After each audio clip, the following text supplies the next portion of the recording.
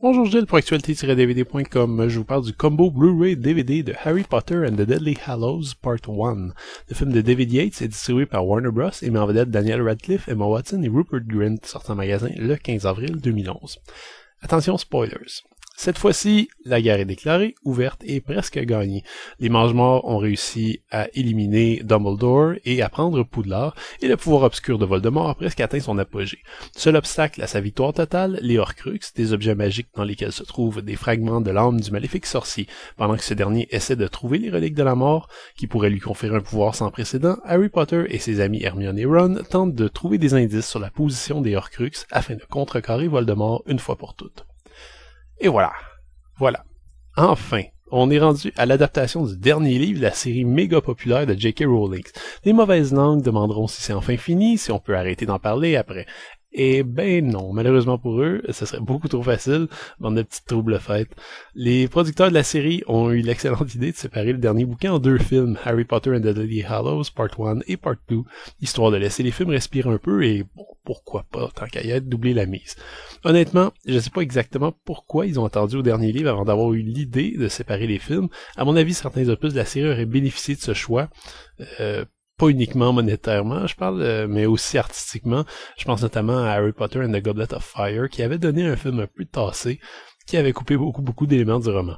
Mais bon, on peut rien changer, et puis en ce qui me concerne, après cette film, je commence à avoir hâte quand même de voir la fin de ces aventures surnaturelles, qui avaient commencé de façon si joyeuse, puis se terminé de façon aussi sombre.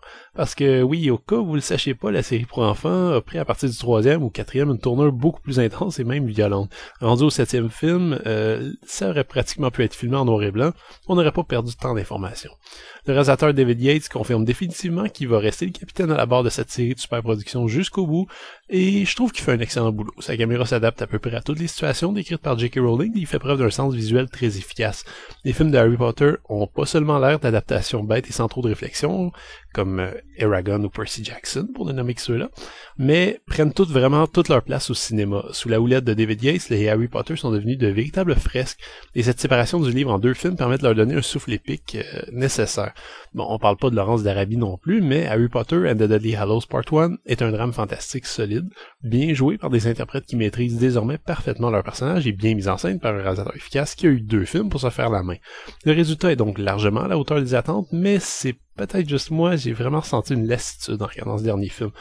Je considère pas la série comme remarquable ou exemplaire, les deux premiers films sont ennuyants selon moi, et le cinquième ne m'a laissé aucun souvenir particulièrement accrocheur. Mais les 3-4 m'ont donné envie de le suivre davantage, et Half-Blood Prince m'avait agréablement surpris par son traitement plus honnête, moins pompeux. Ce serait me mentir de se dire que la première partie des Reliques de la Mort n'est pas pompeux, mais il y a toujours cet esprit typiquement britannique qui ramène chaque situation, même les plus mélodramatiques, vers un niveau acceptable, que ce soit par l'humour ou par certains détails caractérisant les personnages de façon plus concrète. Et ceux qui ont toujours préféré les développements psychologiques à l'aventure pure et simple seront servis ici, parce que les Reliques de la Mort partie 1 n'est pas du tout un film d'action. J'ai compté environ 2 vraies scènes d'action et on passe comme dans le livre le plus clair de notre temps à suivre Harry, Ron et Hermione dans des moments difficiles à se cacher ou à courir un peu partout. En fait, plus se cacher que courir un peu partout. C'est un traitement audacieux pour une série d'aventures s'adressant aux plus jeunes qui va sûrement en faire bâiller plusieurs, mais qui a au moins le mérite de proposer un film intéressant et intelligemment fait. Et ceux qui refusent encore de croire qu'un film d'Harry Potter puisse apporter quoi que ce soit au cinéma populaire actuel devraient au moins jeter un coup d'œil sur la scène expliquant la genèse des Reliques de la Mort, une séquence d'animation absolument époustouflante que n'aurait pas renié Guillermo del Toro.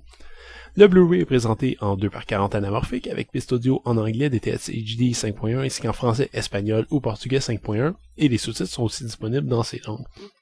Avis à tous, on sait déjà que tôt ou tard Warner Bros va sortir un coffret Ultimate Edition de ce film, comme il l'a fait pour les 6 précédents. L'édition dont je vous parle s'adresse donc surtout aux impatients ou à ceux qui trippent pas à ce point-là sur la série. J'en fais partie. Parmi les suppléments exclusifs au Blu-ray, le gros bonus blindé et le Maximum Movie Mode, une façon de regarder le film de façon interactive. Donc en gros, vous regardez le film et régulièrement des intervenants sont interviewés et où vous avez accès à différentes featurettes sur le tournage du film qui sont également accessibles par le menu du Blu-ray. On trouve aussi des reportages sur la conception de la scène où plusieurs personnages se déguisent en Harry Potter, une autre sur une partie de golf entre différents acteurs du film et une dernière sur une compétition de course entre Daniel Radcliffe, Rupert Grint et Emma Watson. Donc dans l'ensemble, les documentaires qui sont proposés ici sont assez courts et un peu anecdotiques. Le reste se trouve aussi sur la version DVD, mais c'est tout de même pas négligeable. On peut regarder des scènes supprimées ainsi qu'un aperçu de la conception de la trame sonore. Là encore, c'est très court. Tout ça donne un bel ensemble et on obtient en plus le film en version DVD et en copie digitale. Mais je le répète, si vous êtes un collectionneur ou un mangeur de bonus, attendez peut-être quelques mois pour aller chercher l'éventuelle édition ultime. Harry Potter and the Deadly Hallows Part 1 est un très bon film qui reprend la première moitié du livre de J.K. Rowling. En fait, je trouve pas grand chose à y redire, mais à part la scène de la genèse des reliques de la mort dont j'avais parlé, il y a rien non plus qui m'a vraiment impressionné ici. Les personnages courent un peu partout, vivent des moments intenses, mais j'ai pas réussi à embarquer totalement, ce qui fait que certains revirements dramatiques m'ont laissé assez indifférent. C'est une œuvre bien maîtrisée, facilement parmi les meilleurs films de la série, mais la volonté de garder l'esprit très sombre rend également le visionnement beaucoup moins amusant au premier abord, et l'aspect émotionnel privilégié ne m'a pas autant parler qu'à certains fanatiques que je connais. J'attendrai évidemment la deuxième partie avant de donner mon verdict définitif, mais si vous aimez la série ou les livres, je pense pas que vous allez trouver de quoi vous plaindre vraiment ici. C'est un bon film. C'était Gilles. Merci. Bon visionnement.